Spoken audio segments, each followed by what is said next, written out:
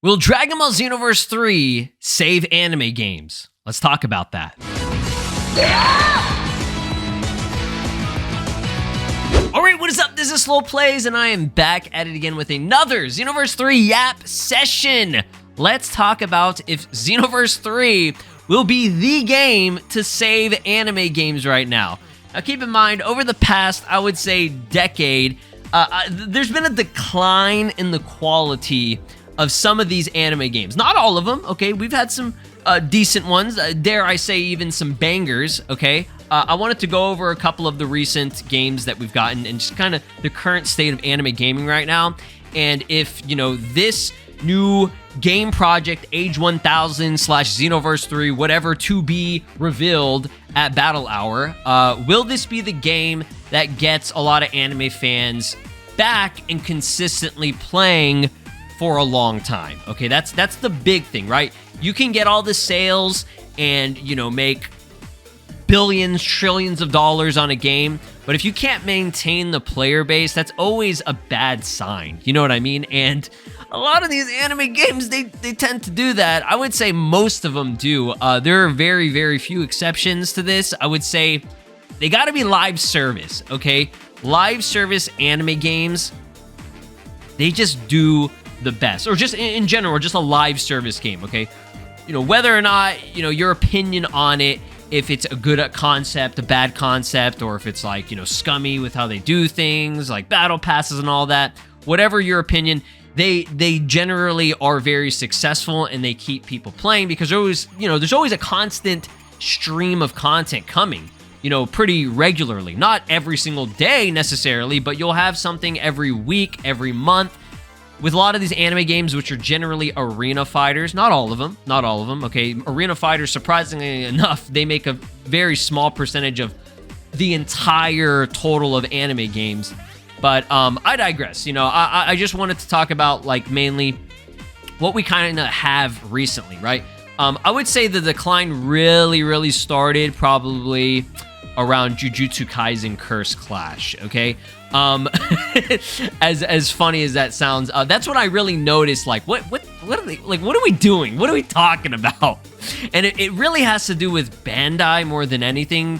Not 100%. I would say most anime games are not really all that great, you know, on launch. They eventually get better, and it's just so weird. I feel like a lot of these anime games, they come out and they're like in beta almost. As weird as that sounds, like, am I the only one that thinks that? Like, they release, okay, they actually fully release, and there's just like unfinished stuff. Like, there's things about it that's like there's missing content, and maybe that could be opinionated, right? Some people might be satisfied with, you know, what they get, but I would say most of us, like, you know, we're seeing these games and it's like, where are, you know, these characters? They're missing. Where are these outfits? You know, what's going on with the gameplay mechanics? Why is the Steam version shitting itself? Like, it's always the Steam/PC version at launch has so many issues, okay? And since, you know, ever since Jujutsu Kaisen Curse Clash, which is crazy because that's such a successful series and franchise. It's the most popular series right now that's ongoing. Like, I think that's the numbers show it, right? Currently, when it comes to all the anime that's out, I think JJK in this, you know, time period right now with season 3, it's going crazy. It's popping off. Like, I never see the amount of discussions of an anime as crazy as this one. You know what I mean? So how could they fuck a game up on this with how big and successful it is, right? And it could, you know, we chalk it up to, was there, you know, enough time? Were they rushed to get this out as soon as possible? You know, during the same time around, I think season 2 was airing. Like, I don't know what was the situation with it. I can't really tell you. I don't know if official statements came out with that or not. But that's just one example. Okay. Bleach Rebirth of Souls, I thought, in my opinion, was actually a very solid game. That, I would say, is one of the better anime games that came out recently. But it also had some things about it that, you know, you could say were issues, and it definitely wasn't a perfect game. It was by far a perfect game, but it's one of the better ones, okay? I don't even need to bring up Sparking Zero, but, you know, I'll bring it up as a perfect example of what Xenoverse 3 could potentially be. I am not a pessimistic person when it comes to this type of stuff, especially with Xenoverse 3. I have a lot of faith in this one. I think Xenoverse 3 is going to be an absolute banger. It's going to be fire. But I know for a fact, and I will tell you this right now, come back to this video, this game likely will not live up to the expectations of what some people, or even a lot of people, are looking for, okay?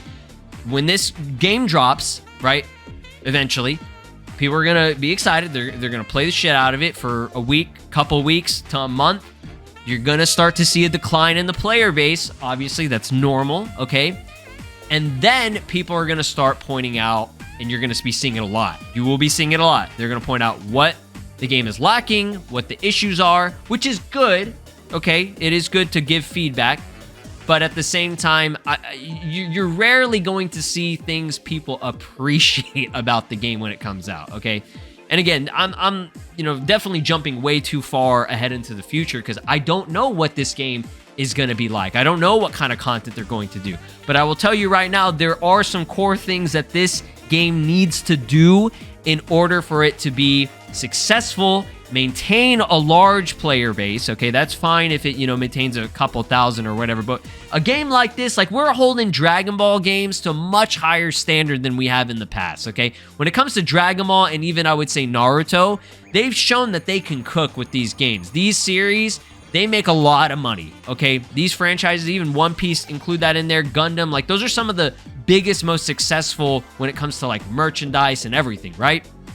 So you would expect at this point in time that Dragon Ball, Naruto, One Piece, and obviously, Gundam's doing very well.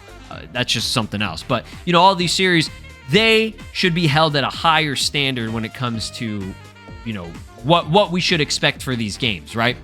And when it comes to Xenoverse 3, I would say that we definitely need, like, number one, at its core, it needs to have very good online, okay? And I'm not going to get into, like, the whole rollback or whatever. It just needs decent netcode. Like, give us good netcode. That was the biggest criticism. One of the number one issues with Xenoverse 2. I almost said, like, 3. Almost. What was going on there? It's Xenoverse 2. That game, I mean, you've played it. You've seen it. It hasn't really improved all that much since it launched. I can't even tell you if it has improved or not. I rarely play online, but I've seen the clips. I've been in the community for a long time. It had horrible desyncs, and again, I don't know if it's still like that. I think it is, because sometimes I'll play online if it's like I'm doing a raid and like some things are just like, whoa, what the fuck's happening, bro? But it's been a while, okay? But that's just an example of one of the bigger issues with the game. There definitely was a lot of missing content. There still is missing content from this game. When I say missing content, I mean, like, I want a Dragon Ball game that literally has everything. I want it to have absolutely everything, okay? And Sparking Zero got close to that when it came to characters. It wasn't 100% there, but it was very close because it has the biggest roster of any Dragon Ball game, at least when it comes to a fighting game. But it lacked so much in so many other areas. There was story that felt incomplete.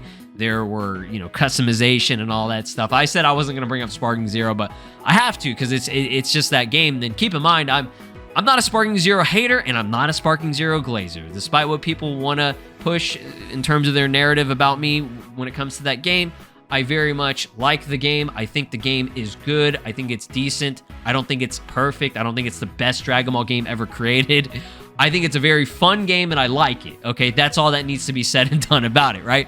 And I think what would happen at release, they did an okay job with it, and it was still very fun. There were obviously issues at launch and everything, but overall, I had a great fucking time, and I still enjoy the game, okay?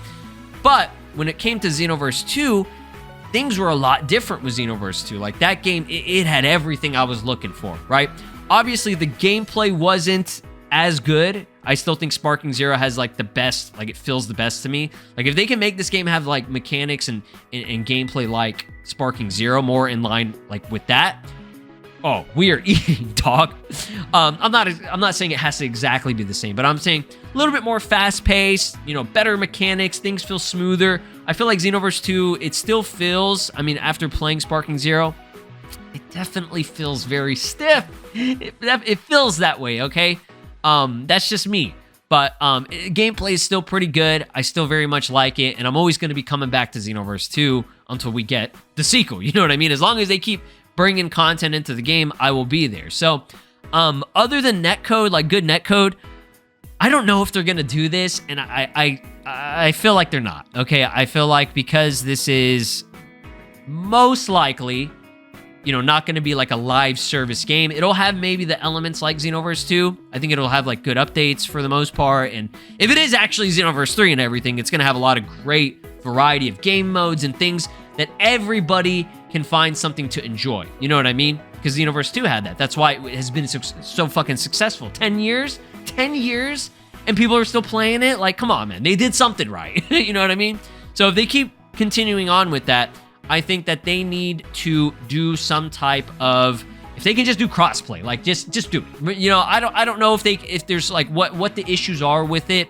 But all these anime games that come out, they don't have crossplay. And the only ones that are getting crossplay are the live service, Battle Royale, My Hero Academia, My Hero Ultra Rumble, that's one of them. Dragon Ball the fucking Breakers got crossplay, dog. Like, are you serious? And then Gekishin Squadron, which is another one which I gotta say right now, that game's not doing too hot. I looked at the numbers on Steam, and again, I know we're not using Steam, but like it is not really garnering the player base that I was expecting for it. I thought it was going to be a lot better. And I'm not trying to take shots at the game or anything. I'm just saying, like, that's a little bit worrisome for a live service game like that, like a MOBA. I thought it would, you know, have done a little bit better, but again, that's just something different. But yeah, you know, games like that with crossplay, it definitely helps a lot, right? Because, you know, it keeps the player base more active. People can find and do matchmaking much easier.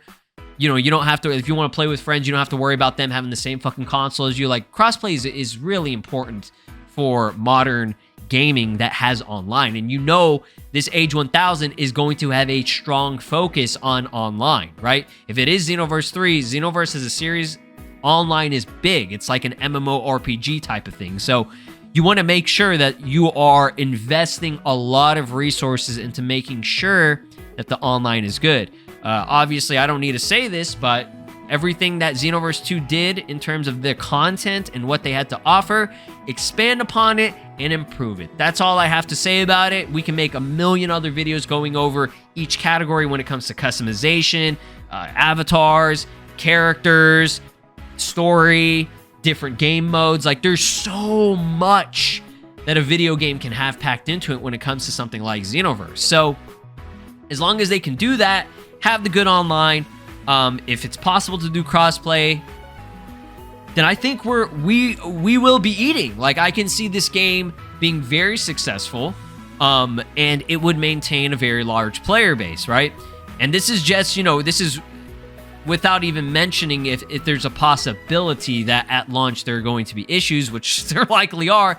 But the thing that can help this is if they do a beta, right? Not a demo, a beta. They got to do some type of closed and open beta for a game like this. They did it with Xenoverse 2. They did it with Xenoverse 1. They've done it with Fighters. For whatever reason, they chose not to do it with Sparking Zero. And I think I know a couple of the reasons why they maybe didn't want to, but that was a big fumble, and that was a huge mistake, and that's why the game was having the issues that it had at launch, because they never really tested that with, you know, people around the world. Like, the more people you get worldwide to test this shit out for you, the better, right? And you know, it keeps people invested in this type of stuff. So if anything, if they got to make it a console exclusive, do it. Because if they make it a PC, you know, a PC port or a PC version for it, I can understand there being potential leaks and data mines of certain things that don't need to be revealed. But I mean, there are ways to prevent this kind of stuff from happening, and I feel like that's maybe one of the reasons, or could be the main reason, why Sparking Zero didn't do it. But like I said, you saw what happened. You know, all they provided was a demo in specific areas that you had to attend in order to try the game out, and it just wasn't a satisfactory thing, right? So yeah, that's kind of what I wanted to talk about. If Xenoverse 3 will be the game to save anime games, I have a lot of hope, and I do believe that this can be the anime game that a lot of people can turn to if they're looking for a really fun, solid, you know, adventure where you can make your own character and all that stuff. Like, Xenoverse 2 was that game for a while, other than Naruto Storm Connections, which I said Connections? Whoa, that was horrible. bleep that out. Naruto Storm 4. Yeah, that was the game, you know, and I think that also came out in 2016 as well. So 2016 was a fantastic year for anime games. So like I hope we can repeat that with this game when it comes out next year in 2027. But yeah, y'all let me know your thoughts and opinions. Do you think this could potentially be the game that really does get people, you know, that gives people hope for the future of anime games? Because if an anime game can do something and, you know, emulate this type of style for other series, whether it be One Piece or Bleach or Naruto, you know, then hey, that's going to be phenomenal. Okay, like that gives us hope for the future. This is Broly, and you are watching SLOplays. Make sure to subscribe, or else I'll destroy your entire planet.